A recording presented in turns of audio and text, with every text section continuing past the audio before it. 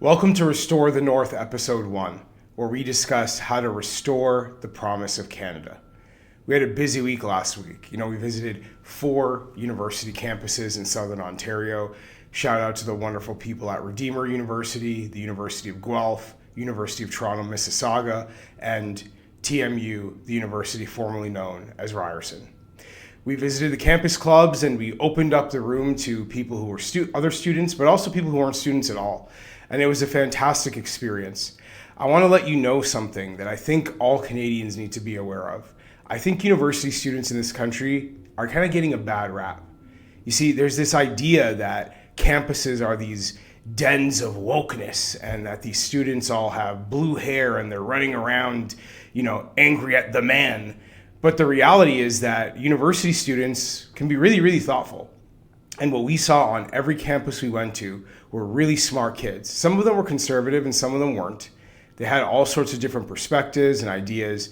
But what I loved about this whole tour we did last week is we saw a lot of people who are taking this country seriously. Young people who want to think about the future of their careers, but also the future of our entire nation. What does it need to look like for young people like them, for their generation, to get ahead in life? And it was awesome to just hear their perspectives and hear their answers to the question, how do we restore the North? Some of it we got into some back and forth and some debates. Some of it we were just listening to each other. But overall, I left with a much more positive view of university students than I have of a lot of what I see up here in Ottawa. I'm going to be real with you. In Ottawa, every time I make that drive down the 401 East from Bowmanville to get here, I often dread what I'm about to see. Sometimes it feels like when I come here, I have a front row seat to the decline of my country. And it is heartbreaking and frustrating to sit there and watch people who have the privilege of governing this country not take it seriously. People who are aware and made aware of every serious problem we encounter within our borders, and yet don't seem particularly motivated to do anything about it, despite the fact that they are the governing party. The Liberals are the governing party yet again for over a decade now. So when I'm told that university students are these, woke activists who don't understand life, but then I come up here and I'm like, the conversations I was having on university campuses are better than what I see in the House of Commons. The conversations we were having with university students are better than what I see from Liberal cabinet ministers here in Ottawa. And I think every Canadian needs to know that. I think we need to show greater respect for the free thinking and the independent thinking of university students across our country. Yeah, some of them are woke, but a lot of them are just thinking about the future in ways that we need to respect and admire. And I think we need to realize that young people are looking at this country right now and realizing that it needs some serious changes. Whereas the folks in Ottawa who are governing this place, they don't think much needs to change at all. They just got another term in power.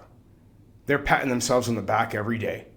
And every time you go to the grocery store, every time you go to pay your mortgage, every time your kid goes to apply for a job, you remember that there are people here not taking that very seriously, the problems you see every day.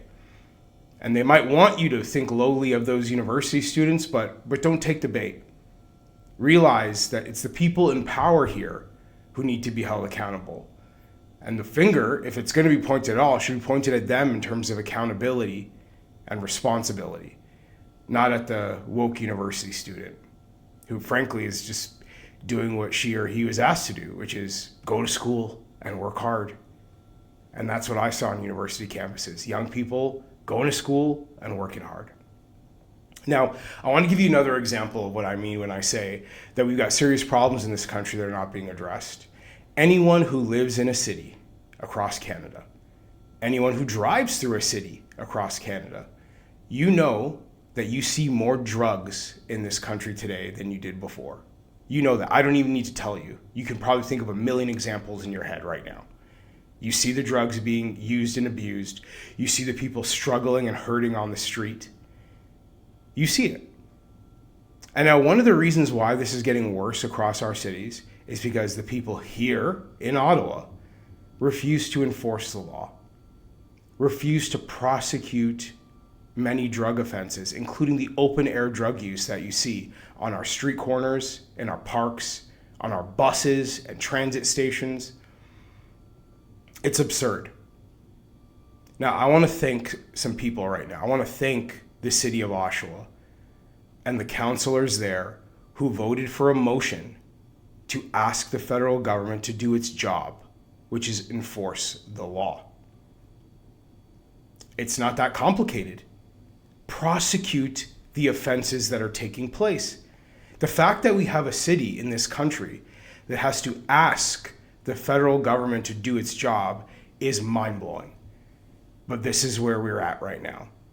So I commend the city of Oshawa for taking that stand, and I am with them 100%. And I'm sure you are too, because there's a reason we have these laws on the books, is that we expect them to be enforced so that families can go to a park, young people who are going to school or going to work can go on a bus, people can use public spaces without worrying about crime and danger and needles and smoke from illegal drugs. This is a very clear example I want you to know about, so you understand what I mean when I say that the people up here in Ottawa are not taking their responsibility seriously. They know this is a problem. They live in those cities too. They drive through those cities. In fact, you head a few blocks down the street from here in Ottawa and you will come face to face with that very problem of drug abuse and the lack of law enforcement. So they're not unaware of it. They just don't want to do anything about it. And that's what I mean when I say they're not taking their responsibilities very seriously here in Ottawa. And yet, I'm supposed to be upset about some blue-haired university students? Come on, man. We know better than that. And this is why we went to university campuses. To me, people thought we were going there to get into confrontations with these students. No. We went there to listen.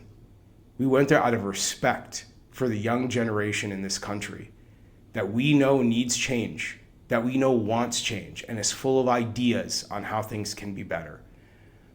And that, if nothing else, is what Restore the North is about. It's about the humility to acknowledge that the people in charge in Ottawa don't really know what they're doing very well on many issues, and that we've got to go out of our way to go and listen to others, including young people. And that's what we want to do. So we will be going to other university campuses. We're going to do an announcement about that in the coming days. I assure you that we will do everything we can with our schedule. I do have a job. I am a member of parliament, so I can't just be touring full time, but we will try our best to get to every part of the country that we can, because we believe young people across this nation have something important to say. Thank you for watching episode 1 of Restore the North. God bless you, and God bless Canada.